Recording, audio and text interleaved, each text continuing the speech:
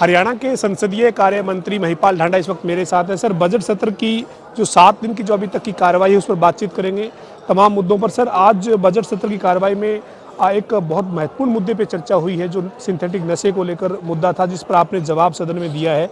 आपको क्या लगता है सर कि इस मामले में किस तरीके से आगे बढ़ना चाहिए, सबको एकजुट होकर कैसे काम करना चाहिए? जी देखिए, सम्मानित सदस्यों ने एक बहुत बड़ी सामाजिक बुराई को लेके अपनी चिंता व्यक्त की है।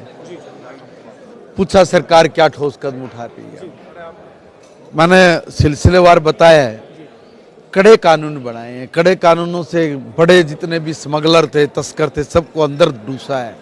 उनकी प्रॉपर्टियों पे बुलडोजर चलाए हैं, उनकी संपत्तियों को सीज किया है और पुनर्वास केंद्र स्थापित किए हैं। नशे से लोग जो धंधे में पड़ गए थे या जो आदितन हो गए थे, उनके नशे को छुड़वाने के लिए, उसकी बुराइयों को दूर करने के लिए बड़े एनजीओज और समाज के लोगों के साथ मिलकर हमने बड़ा अभियान चलाया। लाखों लोगों को उसके साथ टच किया, जोड़ा है। मगर मैं एक निवेदन कर रहा हूं, मैंने सम्मानित साथियों से भी कहा, सभी से आपने सदन में भी कहा कि ये देखिए बहुत बड़ी सामाजिक बुराई है और इसको सब लोग मिलके अगर खत्म करने का प्रयास करेंगे, निश्चित तौर पे हम लोग सफलता के दरवाजे पर खड़े हो जाएंगे। इसलिए सबका सहयोग चाहिए। बिना कड़े कानूनों से ही नहीं समस्या का हल होगा, समाज के सहयोग की उसमें सबसे ज्यादा जरूरत है। कि समाज अगर एक बार सामने आ गया तो फिर बड़े से बड़े स्मगलर की, तस्कर की रीढ़ टूट जाएगी और वो पनप नहीं पाएगा और कठोर कानून उस पे और अच्छा प्रभावी काम करेगा। आज सदन में जो है वो पूर्व की सरकार की भर्ती का मामला था, जिसके चलते काफी हंगामा हुआ, फिर कांग्रेस ने वॉकआउट कर दिया। कांग्रेस कह रही है कि जब मौजूदा सरकार की भर्तियों पर सवाल उठाते हैं तो कर्मचारी चयन आयोग पे या इधर उधर बात डालते हैं। उस वक्त भी तो ये कर्मचारी चयन आयोग से अन्य माध्यमों से भर्ती होती थी, सीधा सर पूर्व मुख्यमंत्री का नाम लेने जैसी बात सदन में नहीं होनी चाहिए। देखिए, ये बिल्कुल गलत कर रहे हैं। हमारी सरकार में एक भी भर्ती में कोई धांधली नहीं हुई, कोई धांधली नहीं हुई है। जो ये कह रहे हैं कि जी पकड़ दिया, वो हमने पकड़वाए हैं। हिम्मत हमारे में कि हमें जब ये पता लगा कि एक आदमी इस तरह का कारोबार करने की कोशिश कर रहा है, उसको रंगे हाथ पकड़ा, पकड़ के हम डरे नहीं, अपनी उससे छुपाया नहीं हमने। एक कुकर्त कर रहा था आदमी, उसको पकड़ा, पकड़ के अंदर दिया। इन लोगों में आज के दौर में बड़ा जमीन आसमान का फर्क है। देखिए, उस वक्त योग्यता को कोई स्थान नहीं था, भाई भतीजे का स्थान था। इसलिए माननीय न्यायालय ने एक की तरफ से या अखबार में जैसे भी एक स्टेटमेंट आई हुई है कि उस वक्त तत्कालीन फला फला लोगों के भतीजे, उसके भतीजे, उसके भतीजे, उनको नौकरी दी। और एक पानीपत जिले का एक लड़का था जिसने उस वक्त उस परीक्षा में टॉप किया, टॉपर को नौकरी नहीं दी, उसको थोड़ा सा नंबर देके 5-7 नंबर उसको छोड़ दिया। जो डफर लोग थे, जो अयोग्य लोग थे, उनको पूरे के पूरे नंबर देके उनको भर्ती कर दिया। कोर्ट ने जिन लोगों को भर्ती किया उनका बकायदा नाम दिया है। उसी नाम को हमारे ओम प्रकाश यादव जी, जो हरियाणा विधानसभा के सदस्य, उन्होंने उठाया। उनका ये क्या है, शर्म करो, डूब के मरो कहीं पर। ये क्या है, ऐसे हरियाणा प्रदेश को चला रहे थे क्या?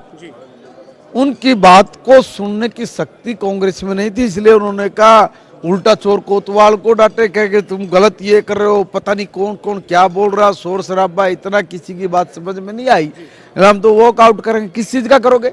अरे भाई, आंधा बाटे रेवड़ी फिर अपनों को दो। तो तुम लोग तो सब चीजें अपनों को दे रहे थे। और उस वक्त जब सांगवान ने भी कहा, हाँ, उस वक्त की जो इनकी सरकार थी, उन्होंने जो 50-60 नौकरियां लगाई ना, वो सारी की सारी चाचे भतीजों की लगी है, हरियाणा के आदमी की तो एक की भी नहीं लगी। और इस बात पे पुख्ता स्टैंप तो तब लग गई जब हमारे हरियाणा के सम्मानित एक विधायक साथी सांगवान जी ने कहा कि भी उस वक्त मेरे पिता भी सेशन में थे और सरकार में शामिल थे, तो एक गरीब से कार्यकर्ता के लिए उन्होंने तत्कालीन मुख्यमंत्री जी को सिफारिश की। तो उन्होंने कहा कि भी ये तेरा भतीजा है? बोला नहीं। तेरा भाई है? बोला नहीं। तो पर्ची फेंक दी। बोले ये नहीं लगेगा, भाई भतीजा जाओ तो कोई ले आओ। उसी बात की पुष्टि माननीय कोर्ट ने की है। आप सुनने की शक्ति हो।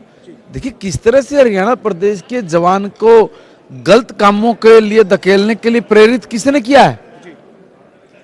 जब कोई एक अच्छा पढ़ा लिखा नौजवान जो योग्य है, जिसका उस पर हक था, अगर उसको उसका हक नहीं मिलेगा क्या करेगा वो निराश हताश होकर गलत काम ही करेगा। और गलत काम की नींव इन लोगों ने डाली है। मुझे ये कहने में कोई अतिशयोक्ति नहीं है। बतौर संसदीय मंत्री आपको लगता है कि सदन में तमाम मुद्दों पे सार्थक चर्चा हो रही है, सत्ता विपक्ष विपक्ष जी? ये मैं कहूंगा कि 11वां सेशन मैं भी देख रहा हूँ। तीसरी बार हमारी सरकार है। एक बार भी कोई ऐसा सेशन नहीं जिस सेशन में विपक्ष के तमाम लोगों को बोलने नहीं दिया गया हो, प्रॉपर टाइम देके। और इनके ही लोग पिछली पहली बार की 14 की सरकार में कहते थे कि भाई हमने कभी ऐसा सेशन नहीं देखा कि सेशन ऐसे भी चलते हैं। ये तो बजट को भी 3 दिन में छोटा बनाते थे और इनके 3 लोग बोलते थे और छुट्टी, और जो कोई विपक्ष का आदमी बोलना खड़ा होता था उसको बाउंसर बुलाते थे, बाहर निकाल के फेंक देते थे। इन लोगों में सामना करने की ताकत नहीं है।